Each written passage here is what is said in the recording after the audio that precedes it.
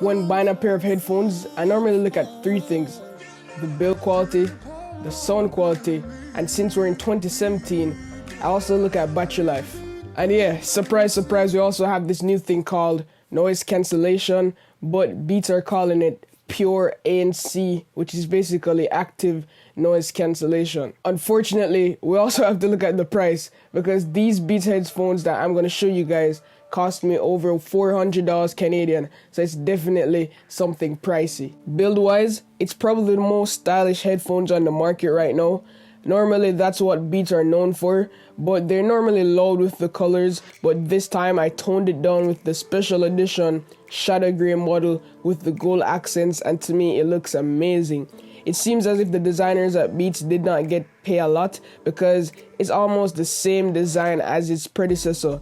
As usual, they look like Beats headphones with plastic and the B logo on the side. Thank God it's not that red B logo this time, and the overall design is wonderful in my opinion. If you're wondering why I bought the studio model over the solo model, it's purely based on comfort. I already own the solo model, but the Beats Studio 3 wireless are very comfortable. The oval cutouts on the pads give enough room for most ears, and the over-ear headphone avoids the ear fatigue problems. So when I had my Solo 3 wireless, it really got my ears tired and everything. But there's a small problem I'm finding out with the Beats Solo 3, and it gets hot on my ears. So over a long period of time, if I'm running, I'm working out, it definitely starts to get warm on my ears, and it's not really a nice feel, and it kind of takes points away from the comfortability standpoint. The all plastic structure does not scream the finest quality, but it doesn't creak either, and to be fair, there's a well-judged bit of resistance on the fold-up hinge of the headband that stops the stems from flapping around like a broken arm with normal use. But for me, I don't have any problem with the build quality. It's lightweight, and I definitely love my Studio 3s when it comes on to the design and the build quality. Looking around these pair of headphones, you definitely have a lot of seamless features and functionalities. It doesn't seem like it has a lot of buttons on here, but it definitely does. So let's take a look at those. First off, we still have a headphone jack. It's pleasing to see, and above the headphone jack is the B logo. Of course, we also get the inline controls for that headphone jack, but with that B logo, we can play or pause music by pushing it once. Pushing the B logo twice will skip the track, and pushing the logo 3 times will repeat the track, and the same goes for the inline controls. If you push the empty space right above the B logo, that will turn the volume up, and if you push the empty space right below the B logo, that will push the volume or turn the volume down. And how could I forget, if you hold the B logo for just about 2 seconds or more, it will activate Siri. On the other side of the headphones though, we have the micro USB charging port, and we also have a cable for that inside the box. I wish it was either USB-C or lightning port or lightning cable or whatever, but it's the same old micro USB.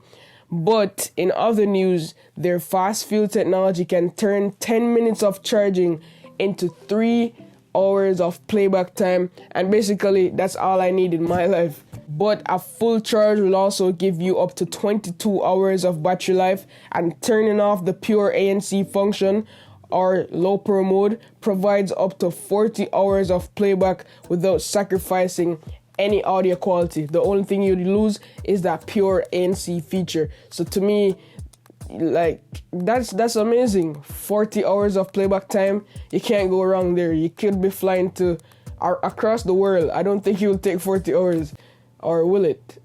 I don't know. It probably would.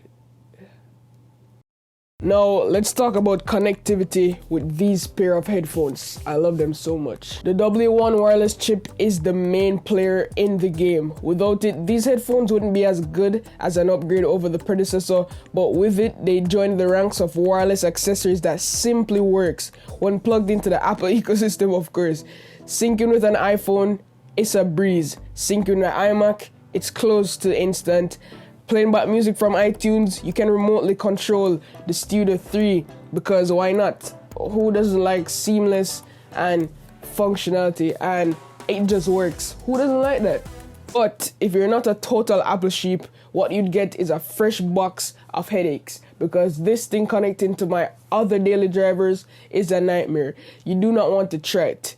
Please just don't do it. I've been testing the Beats Studio 3 with my usual set of gear, which personally consists of the Pixel 2 and a selection of Windows PC. With each non-Apple device, I had a hell of a time getting the Studio 3 just to show up as an available option in the pairing Bluetooth menu.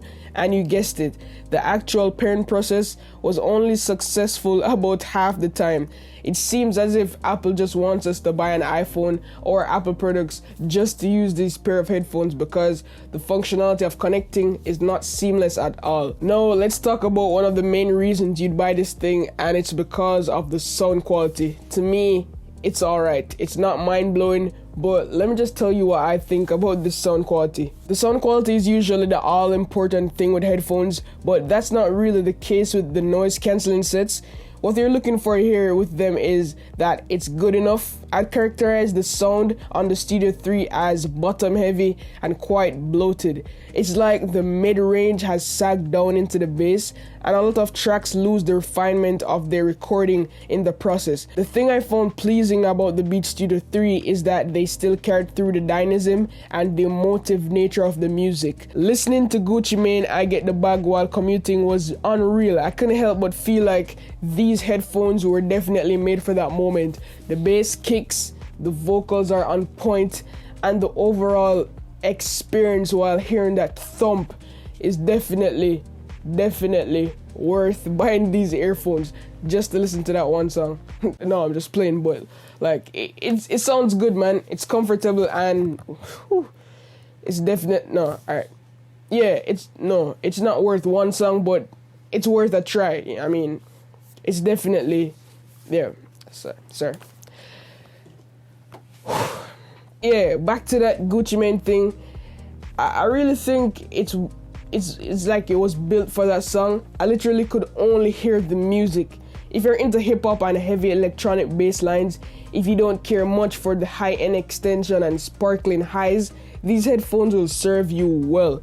Now, let's go ahead and talk about the pure ANC, or the active noise cancelling feature. When I first put these things on for the first time, I was like, I don't hear the active noise cancelling feature, but then I realized that you had to enable it, and it's very easy to enable as well. You just double tap the power button when it's on, of course, and then you'll hear all the sounds just mute out, especially like plane engines, car engines. You still hear a little bit of talking, but it will go down into like this like monotone. You won't I don't know, it's weird, but it definitely works. The pure ANC technology is really cool because you can turn it on and off depending on how bad you need that to block out that surrounding. If you had Jamaican parents, or if you're Jamaican and no Jamaican parents, they get really loud and vulgar at times. So by just putting these things on, you'll definitely block them out, and it cannot be disrespectful. So I don't want you to try this, because you probably get a slippers to your head back, and I don't want you guys to blame me for that. So yeah, the ANC feature does the job, but when you don't have anything playing, it's an distractingly loud white noise. Though when you do it, obviously it disappears along with most other things in the environment. I think Sony and Bose has hands down the best and most effective noise cancelling tech at the moment, and the Studio 3 doesn't really rival it, but it's definitely trying to play catch up. As I said before, the battery life is great on this thing. Apple is doing an amazing job with battery life. The fast fuel charging is amazing. Apple really needs to focus more on other people. Like, you can't really just depend on everyone to use an iPhone to buy these. What about people who love Beats that has an Android phone? With these things, I only got 14 hours with my Pixel 2, and I needed to charge up again, and to me that's unacceptable. Oh, and by the way, Apple, the same company that courageously removed the headphone jack, persist on shipping these Beats headphones with the obsolete micro USB port on them. I thought headphones were obsolete for them, so why are they still using the micro USB port? Right now I can use the same USB-C charger to power my MacBook Pro, my Pixel 2, and the Bowers & Wilkins PX. But if I actually went all in on Apple's ecosystem, I'd need 3 different cables. It's not a big deal, I guess. I guess we'll all get used to it, I guess. That's what Apple says, so I don't know.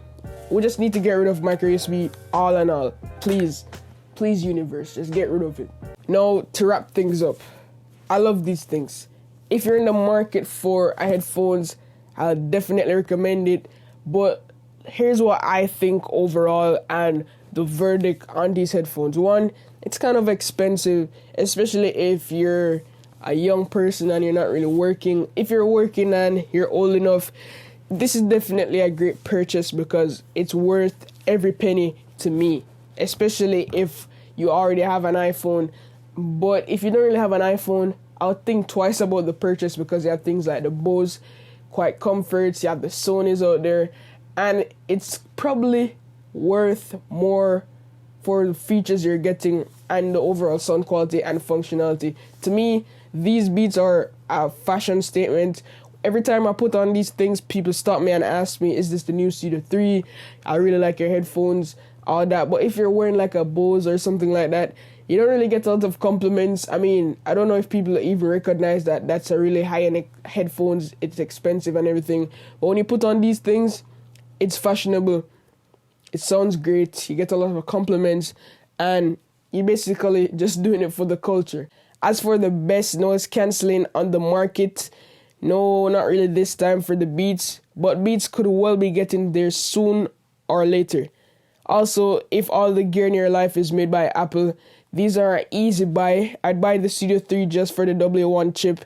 The ease of use is really convincing, which is the ultimate solution for the vast majority of our chronic Bluetooth connectivity problems. The Beats Cydia 3 is a 9 out of 10 for me. Thanks for watching, guys. And before you go, I just want to give a big shout out to Apple Watch World. It's one of my favorite channels on YouTube. Amazing guy. He's a real good YouTuber, guys. He posts Apple Watch stuff, iPhone tips. He's branching out now, but he has over 28,000 subscribers right now. He's growing fast as ever, and his quality in videos are really amazing. His style reminds me of me, to be honest. And as I said before, he's a really nice person with a kind heart. So if you want to check out his channel, I'll leave his links down below in the description. As always, guys, love, peace, and tweaks. And Happy New Year when it comes. Keep listening to music and keep smiling. Signing out.